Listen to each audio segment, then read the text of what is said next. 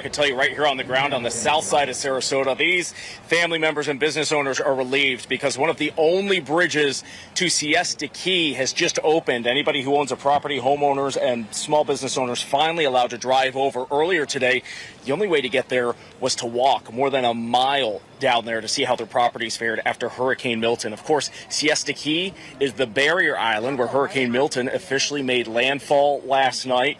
And in Sarasota, where we were downtown, we saw 3.5 feet, if not more, of storm surge flooding into the streets, coming in from different directions.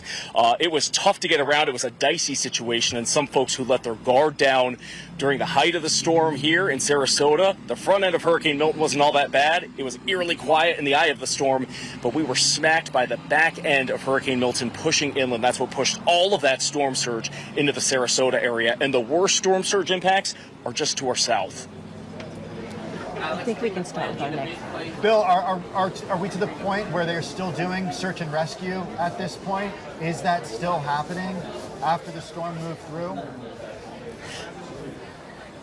You know, it sounds like that is starting to wrap up. Just before you came to us live, we saw 2 of those large National Guard vehicles rolling off of this barrier island. They may be going to other hit areas, but we're not seeing as many Coast Guard helicopters this afternoon. The really good news, unfortunately, these folks just went through impacts from Hurricane Helene 2 weeks ago, and I think it was so fresh, so many people were dealing with flooding damage and already had compromised homes or businesses. They took these evacuation orders seriously, so more people got out. Thankfully, it sounds like they had less problems with people staying behind on the barrier islands. And even people are telling us here at Siesta Key, they think the storm surge impacts were less this time around than what they saw from Helene. But I've got to tell you, regardless, this is going to be an incredibly costly storm for the United States. I've just been speaking with our experts back at the AccuWeather Global Weather Center. They are working on their preliminary estimate for the total damage and economic loss for Hurricane Milton. We don't have those numbers just yet. That is expected later today. But we are looking above $150 billion in total damage and economic loss. At least that's our preliminary look for Hurricane Milton. We're going to have those numbers officially later today. Why I'm telling you this? Hurricane Helene 2 weeks ago, AccuWeather estimates the total damage and economic loss from that storm $225 to $250 billion. So we are closing in on roughly $400 billion in total damage and economic loss from 2 hurricanes in the span of 2 weeks here in the United States.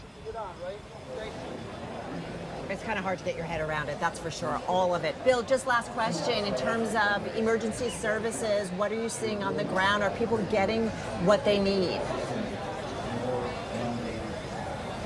Yeah, this is a situation. Florida knows how to handle these hurricanes well. So we've seen a lot of the utility crews. We've seen the National Guard members. Deputies are here.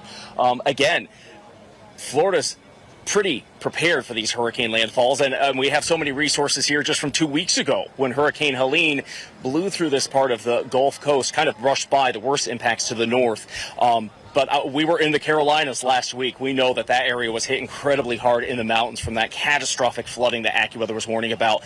Those inland flooding areas impacted by these tropical storms and hurricanes, I think it's fair to say they're not as prepared. It is much tougher to get resources like that into the mountains. So this was tough for a lot of organizations, first responders, and everybody responding to disasters here in the United States. Which storm do you go to? Do you pull away out of the Carolinas and the mountains and come back here to Florida?